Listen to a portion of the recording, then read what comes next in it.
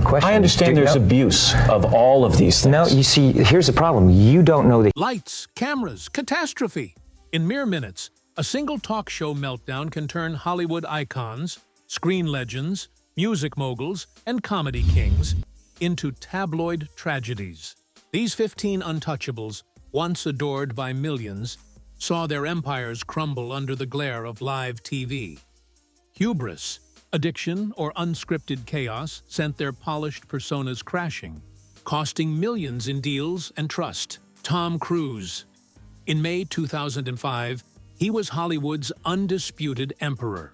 With blockbusters like Top Gun, Jerry Maguire, and the Mission Impossible franchise, he commanded $25 million per film and held sway over studio fates. His megawatt smile and relentless work ethic made him America's golden boy, a Scientology advocate whose personal life rarely overshadowed his craft. But on Oprah Winfrey's stage, that golden image cracked in a way no one anticipated. Proclaiming his love for Katie Holmes, Cruise didn't just speak, he detonated. He vaulted onto Oprah's couch, pumping his fists like a prize fighter, then dropped to one knee in a frenzy that felt equal parts passion and pandemonium. The audience froze, torn between cheers and confusion. Was this the same polished star they'd adored? Oprah, usually unflappable, tried to steer the ship, murmuring, "You're gone, Tom, you're gone."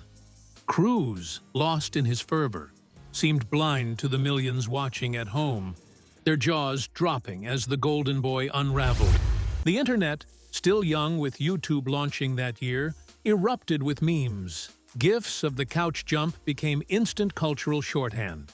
Late-night hosts like Conan O'Brien and Jay Leno turned it into comedy gold, while fans whispered, "What happened to Tom?" The emotional toll was palpable. A man who'd built an empire on control had let it slip. His joy misread as mania. Madonna, by 1994, he was pop's ultimate rebel, a master of calculated controversy. Her Like a Virgin performance at the 1984 MTV VMAs and her explicit sex book had built an empire on pushing boundaries. But her March 31st Late Show with David Letterman appearance went too far, even for her. Strutting on stage, she tossed Letterman her underwear, then unleashed 14 profanities, a network TV taboo when FCC fines loomed large. She puffed a cigar, made lewd jabs at Dave's sex life, and refused to exit when cued, forcing producers to bleep over 130 times per Entertainment Weekly. "This is live TV. We're censoring everything," Letterman groaned, his trademark smirk fading. He countered, "Usually women smoke cigars after something else, right?" But the tension was electric. The audience caught between shock and laughter. The backlash was fierce. Some fans cheered her audacity, but critics and mainstream audiences saw desperation. A fading star clinging to shock value as grunge and hip-hop eclipsed her reign. Radio stations in conservative markets briefly banned her music per Billboard. Her album, Bedtime Stories, 1994, sold 2 million copies, a far cry from Like a Prayer's 15 million. The emotional toll was evident. Madonna, who'd thrived on control, had misjudged the public's mood in a post-sex backlash era. The incident fueled a narrative that she leaned on controversy over artistry, a stigma that haunted her through the late 90s. Michael Richards, he was Cosmo Kramer, the zany, door-busting soul of Seinfeld, a role that earned him 3 Emmys and made him a comedy icon. His physical comedy, those wild slides into Jerry's apartment, was a cultural touchstone, beloved by 20 million weekly viewers at its peak. But on November 17, 2006, at LA's Laugh Factory, that love turned to ash. Heckled by black audience members, Richards unleashed a vicious, racist tirade, hurling the N-word repeatedly in a venomous outburst captured on grainy cell phone footage. The clip spread like wildfire across YouTube. then a nascent platform with 100 million daily views. And within hours, Kramer's legacy was in ruins. Desperate to contain the damage, Richards appeared via satellite on Late Show with David Letterman, alongside Jerry Seinfeld, who looked like he'd rather be anywhere else. The 6-minute segment was a masterclass in discomfort. "I'm not a racist. That's what's so insane," Richards pleaded, his voice trembling, eyes darting as if searching for redemption. The audience, mistaking it for a skit, giggled nervously until Seinfeld snapped, "Stop laughing. It's not funny." Richards's apology felt stilted, focusing more on his own distress. "I'm deeply, deeply sorry," than the pain he'd inflicted, veering into bizarre tangents about Afro-Americans that only deepened the hole. The emotional weight was crushing. A man who'd made generations laugh was now a pariah. His joy replaced by shame, his career a smoldering wreck. Within days, he retired from stand-up per the New York Times. Joan Rivers. He was comedy's fearless queen. Her "Can we talk?" catchphrase a cultural cornerstone since the 1960s. At 81 in 2014, she was still slaying on Fashion Police, a trailblazer for women in comedy with 50 years of skewering stars. Her July 5th CNN interview, meant to promote Diary of a Mad Diva, turned into a career-defining disaster. When Frederica Whitfield called her fashion critiques mean, Rivers bristled, her voice sharp with defiance. "It's not mean, it's the truth. Your viewers say the same snarky stuff on their couches," she fired back, citing her show's 1.5 million weekly viewers. As Whitfield pressed on the fur-clad book cover, a lightning rod for PETA protests, Rivers erupted. "This is a defensive ambush. You wearing leather shoes? Then shut it!" Ripping out her earpiece, she stormed off, snarling, "I'm selling laughs, not debates," leaving Whitfield stunned. The clip went viral, amassing 10 million YouTube views in days, painting Rivers as a hypocrite who couldn't take the heat she dished out. 2 months later, a botched throat procedure claimed her life, making this her final public act. Per the New York Times. The emotional fallout was profound. A pioneer who'd fought for every inch of her career ended it branded as bitter, out of sync with a world embracing kinder humor. Industry insiders noted the shift. Her biting style, once revolutionary, now felt dated in a woke era, with Variety calling it a misstep in a changing landscape. Roseanne Barr, in 2018, he was riding an improbable high. Her Roseanne reboot drew 18 million viewers for its premiere, a streaming-era miracle, with Barr earning $500,000 per episode, per The Hollywood Reporter. Then, on May 29th, a racist tweet about Obama advisor Valerie Jarrett detonated her comeback. By noon, ABC canceled the show. Castmates like Sarah Gilbert disavowed her, and reruns vanished from syndication. Barr's media tour, starting with Fox's Sean Hannity and peaking on Dr. Oz, was a disaster. On Oz, she blamed Ambien, political bias, and claimed ignorance of Jarrett's race. "I've apologized for 2 months. Enough." She snapped at Drew's nudge for healing, her frustration palpable. The emotional weight was crushing.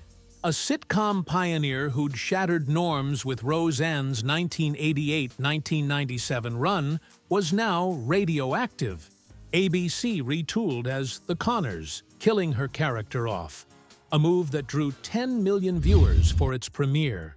Barr lost an estimated 50 million in future earnings and residuals per Forbes.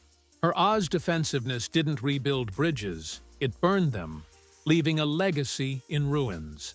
The pain of losing her revival and her place in TV history must have been a bitter pill for a woman who'd fought so hard to reclaim her crown in a fragmented media landscape.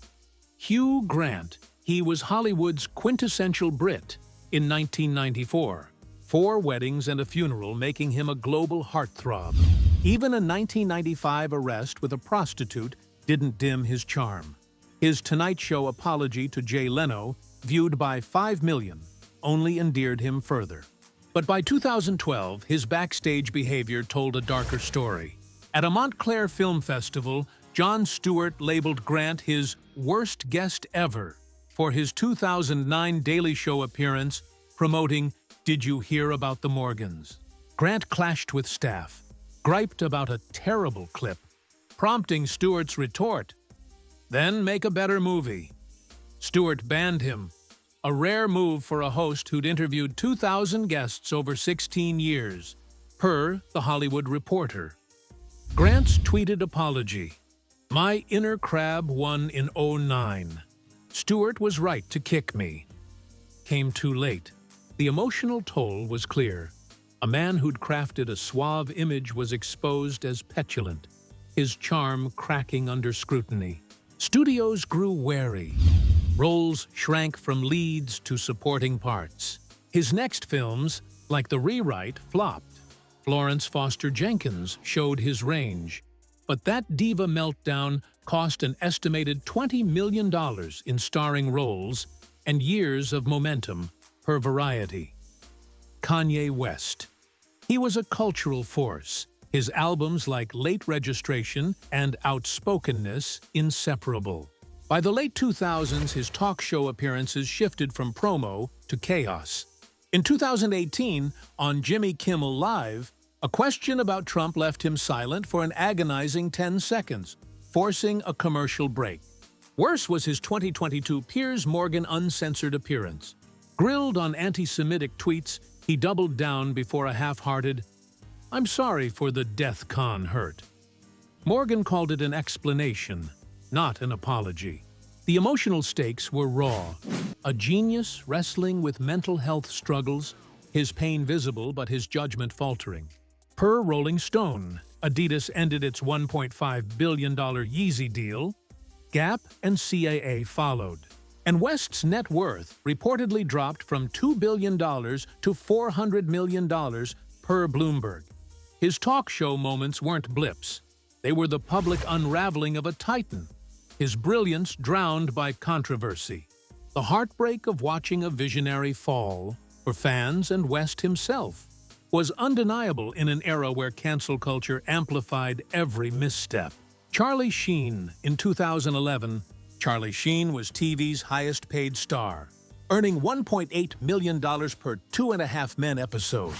By March, he was fired, lost custody of his kids, and became a tabloid tragedy. His February 28th Good Morning America interview was the nadir. Jittery and rapid-fire, he declared, "I'm not bipolar. I'm bi-winning. Tiger blood, man." Asked about drugs, he ranted, "I'm a drug called Charlie Sheen. Try it. Your face melts." The emotional chaos was raw.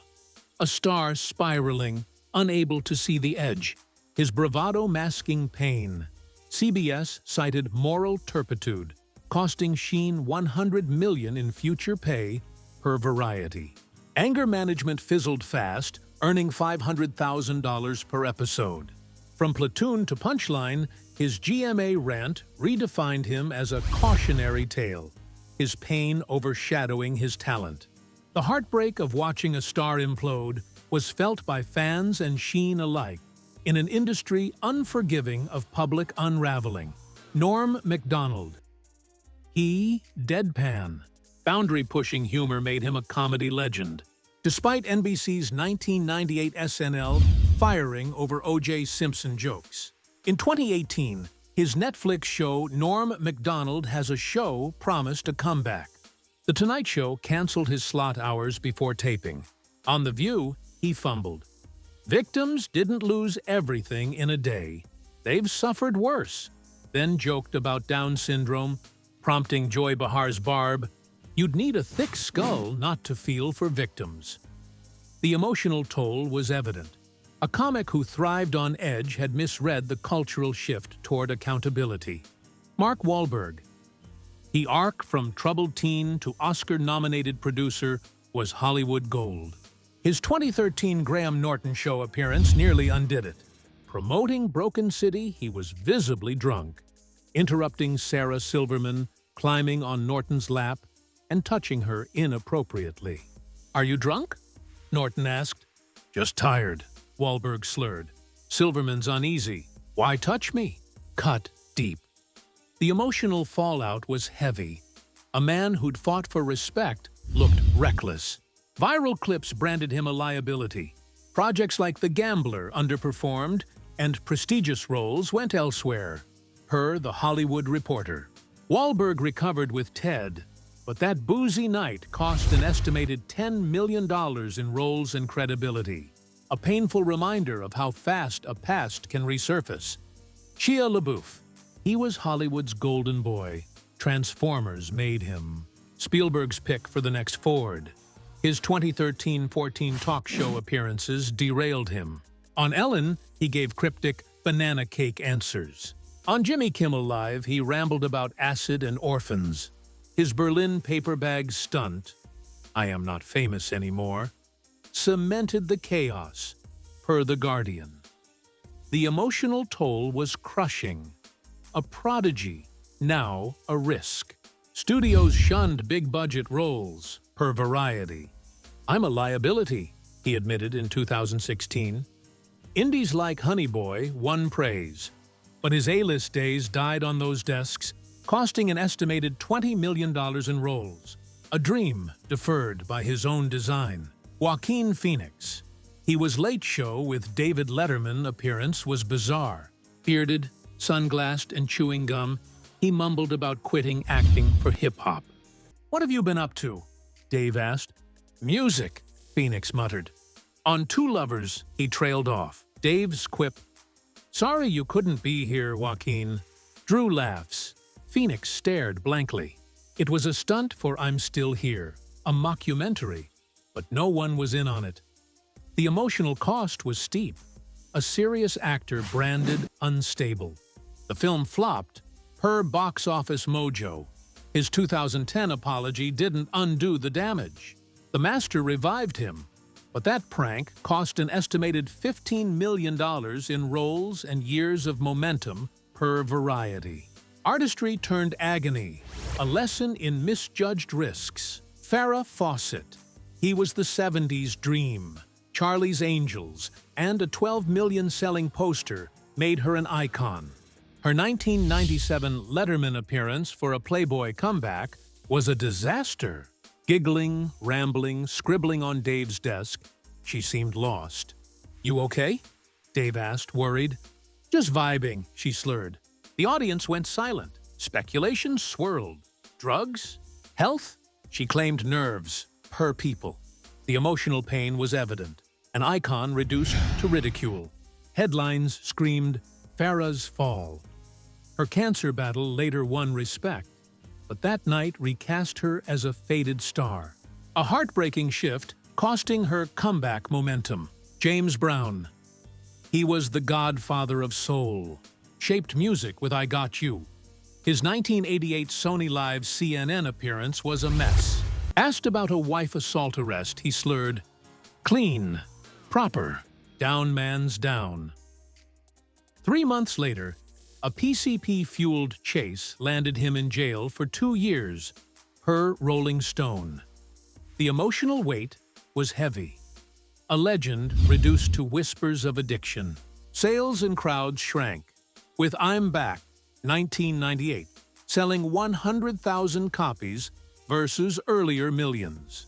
His legacy endured, but that CNN moment turned the innovator into a troubled icon. A fall that broke hearts. Geraldo Rivera.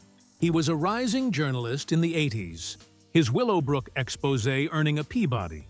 His 1988 talk show episode on teen hate groups was a disaster. White supremacists, activists, and skinheads clashed. A chair broke Rivera's nose live. "This isn't what we're about," he said, tissues in his face. But the damage was done, per the New York Times. The emotional blow was deep. A reporter became a tabloid joke. "It killed my credibility," he admitted in 1998. These 15 stories are more than gossip. They're stark reminders of fame's fleeting nature. One unscripted moment can unravel decades of triumph. turning idols into cautionary tales. From Cruise's manic leap to Brown's slurred spiral, these stars faced not just career losses, but emotional devastation, public shame, personal regret, and the weight of a world turning away.